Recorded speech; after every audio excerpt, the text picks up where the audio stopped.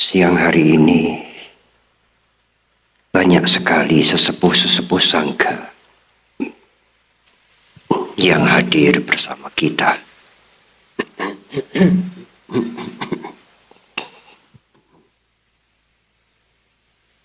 Bapak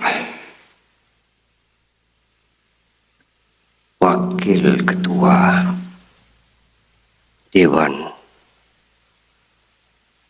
Perwakilan Rakyat Republik Indonesia, Gus Muhaimin Iskandar,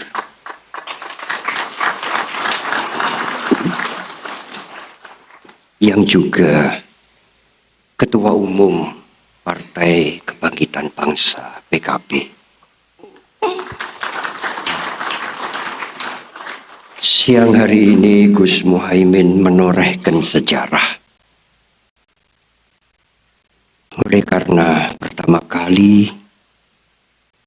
peringatan Waisak diselenggarakan di forum di tempat yang sangat terhormat.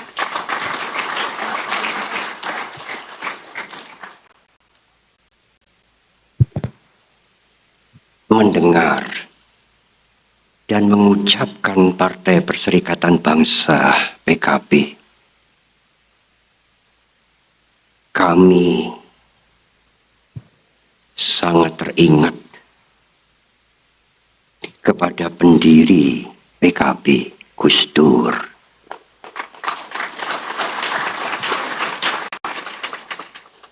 Gus Dur mengayomi kami umat Buddha, sangat memperhatikan kami. Beliau adalah bapak bangsa, juga Presiden keempat Indonesia.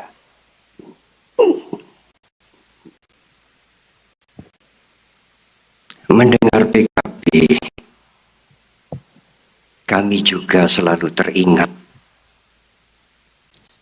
dan pasti teringat Saudara Daniel Johan.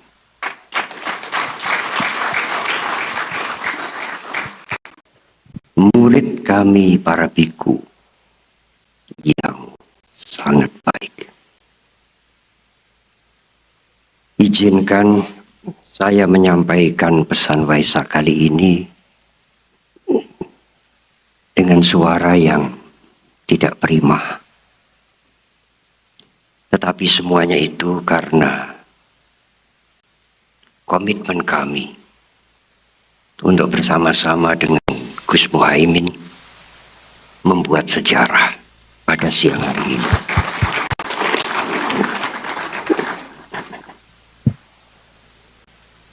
Para undangan, tentu saudara-saudara kami pimpinan lintas agama, segenap umat Buddha, ibu bapak dan saudara yang berbahagia. Guru Agung Buddha Gautama dilahirkan sebagai putra mahkota dengan nama Pangeran Siddhartha. Pangeran Siddhartha dalam usia yang ke-29,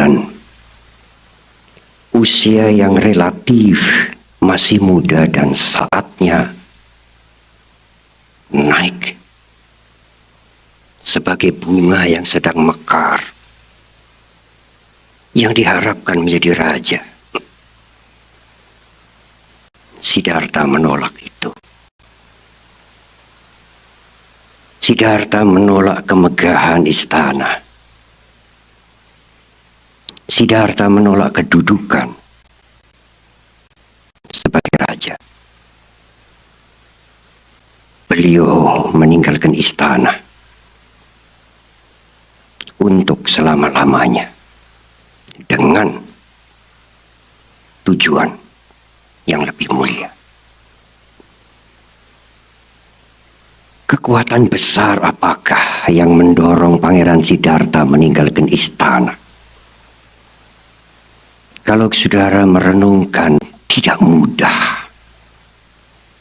Seorang pangeran yang disanjung oleh masyarakat, yang berada di dalam usia yang emas, menolak kedudukan dan menolak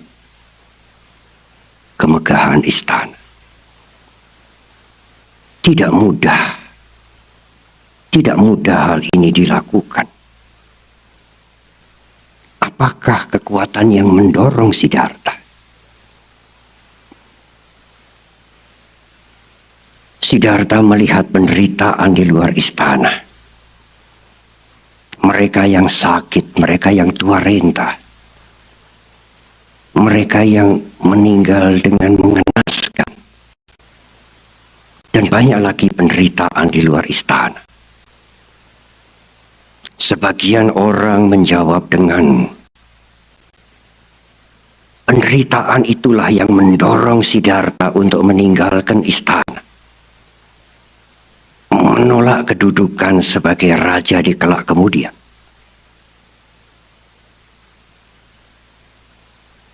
Tidak, saudara. Tidak. Bukan penderitaan yang Siddhartha lihat itulah yang mendorong Siddhartha. Sangat banyak di antara kita yang melihat penderitaan yang sama dengan yang dilihat oleh Siddhartha. Tetapi berapa banyak orang yang rela berjuang seperti Siddhartha? Bahkan mereka berpikir, untunglah aku tidak menderita seperti mereka. Apalagi empati, apalagi peduli. Kekuatan besar yang mendorong Siddhartha meninggalkan kemewahan duniawi, bahkan tahta, bukanlah semata-mata melihat penderitaan, tetapi karena kasih sayang. Kalau Siddhartha tidak mempunyai metta karuna, kasih sayang yang besar seperti yang lain, Siddhartha tidak akan peduli kepada penderitaan. Para duke sati sadunang hadayang kampati di karuna. Kasih sayang itu muncul pada saat seseorang bergetar hatinya melihat penderitaan. Dan tidak semua orang bergetar hatinya melihat penderitaan.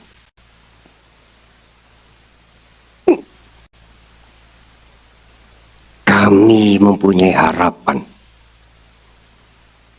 Semoga para pemimpin-pemimpin kami, sekarang maupun kemudian, semoga para wakil-wakil rakyat kami, para duke sati sadunang hadayang kampati tikaruna, bergetar hatinya pada saat melihat penderitaan atau kekurangan rakyat.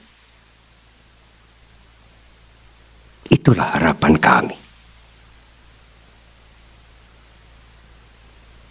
Siddhartha berjuang 6 tahun. Pada usia 35, beliau mencapai pencerahan. Dan beliau menyampaikan dharma kepada segenap lapisan masyarakat. Dari rakyat jelata sampai kepada para raja. Sampai pada usia 80 tahun. Beliau menyampaikan dharma hanya 45 tahun. Tidak sampai setengah abad.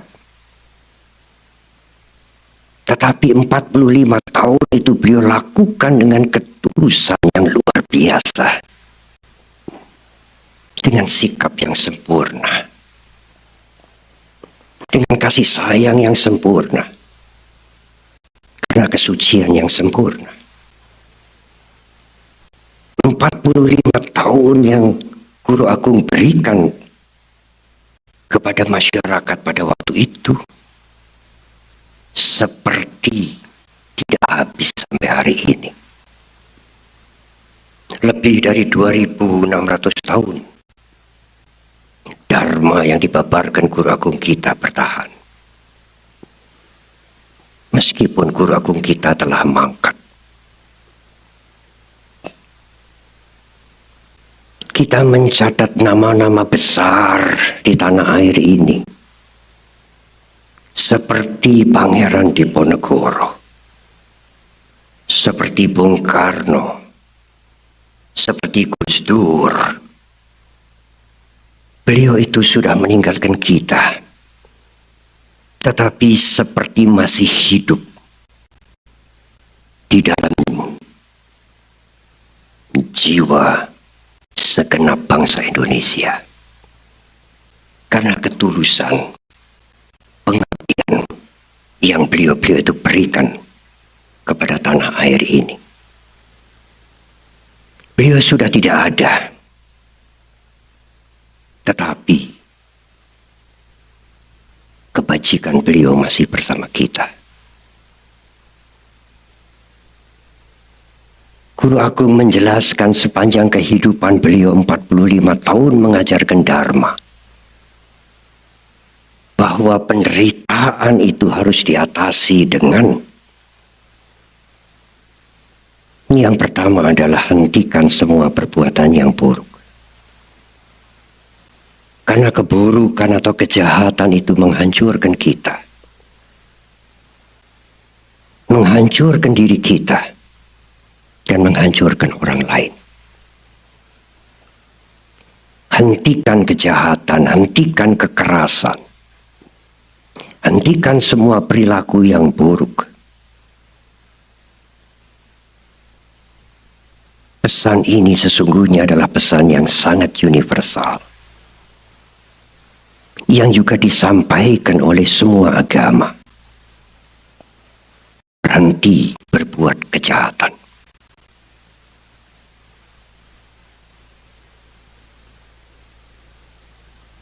Ibu, bapak, dan saudara. Tetapi berhenti berbuat kejahatan itu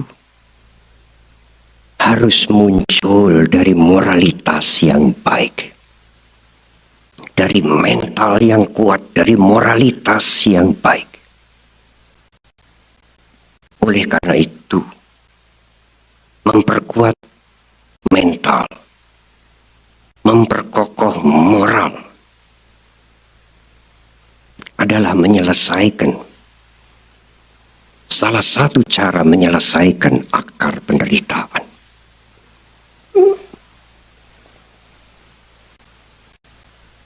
Mengasihi semua kehidupan, tidak hanya menghargai tetapi menerima perbedaan,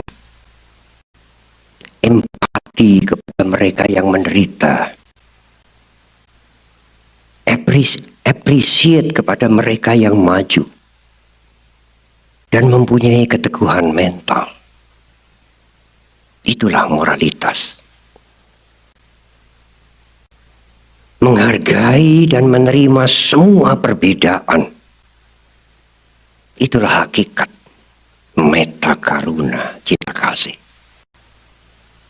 Seorang pujangga Buddhis besar, remputan tular, menerjemahkan ajaran metta karuna ini dengan ungkapan Bhinneka Tunggal Ika. Kalimat Bhinneka sesungguhnya berarti berbeda tetapi tunggal, berbeda tetapi satu, Bhinna Ika. Tetapi ditandaskan dengan kalimat berikutnya, Tunggal Ika, tetap satu. Sungguh luar biasa ungkapan kalimat ini. Kalimat sakti yang menjadi perekat bangsa ini. Bhinneka Tunggal Ika. Kalau boleh, disebutkan, tetapi hanya terbatas di ruangan ini, Gus Muhaimin. Kalau boleh disebutkan, itulah sumbangsih terbesar umat Buddha kepada bangsa dan negara ini.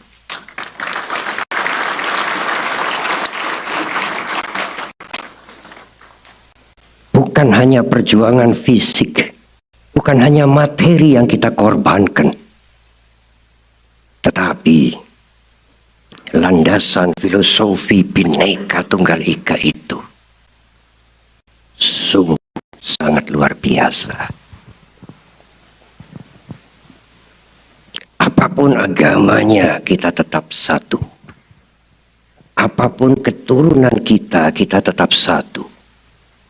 Apapun suku bangsa kita, kita tetap satu. Indonesia. Bhinneka Tunggal Ika bisa diadopsi oleh dunia.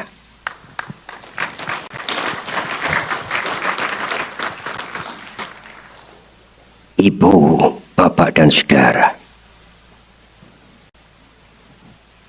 tidak hanya berhenti kejahatan, berhenti dari semua perilaku yang buruk,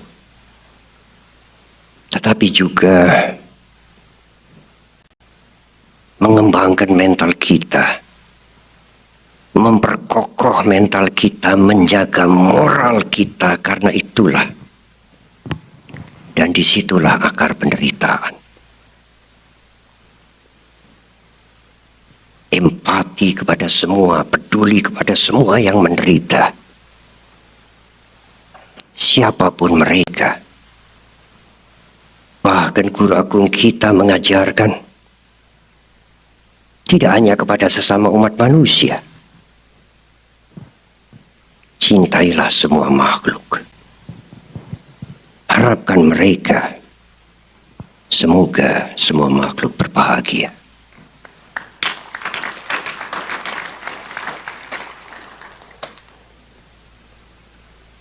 Kalimat ini, doa ini, ibu bapak dan saudara, sederhana.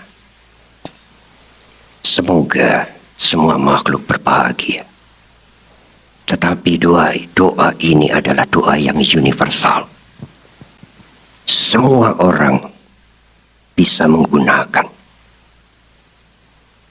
meskipun bukan umat Buddha. Penderitaan juga harus diatasi dengan langkah yang terakhir. Dan itulah puncak ajaran Dharma.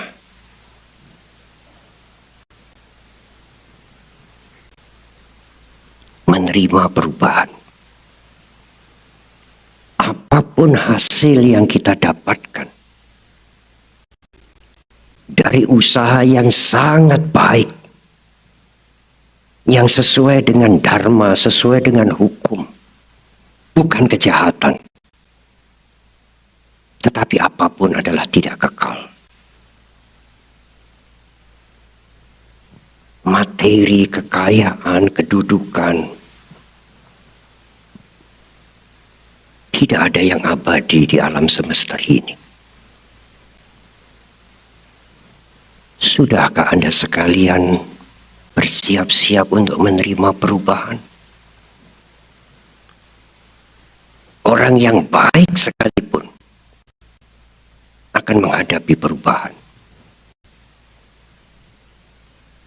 Pada saat Anda tidak mampu menerima perubahan, pada saat Anda menolak perubahan, pada saat itulah penderitaan dimulai. Siapakah di antara kita yang bisa menolak perubahan? Marilah kita bersiap-siap menerima perubahan. Iya, hukum perubahan membawa kemajuan. Kalau tidak ada hukum perubahan, semua akan berhenti. Hukum perubahan akan membawa kemuliaan, kemakmuran, peradaban. Benar. Tetapi hukum perubahan juga mengakibatkan kelapukan, kehancuran, dan itu keniscayaan. Bukan perubahan itulah yang menyengsarakan kita, tetapi sulit menerima perubahan itulah yang membuat kita menderita. Agama Buddha sekalipun tidak bisa menghentikan perubahan, tetapi ajaran Guru Agung kita bisa menghentikan penderitaan.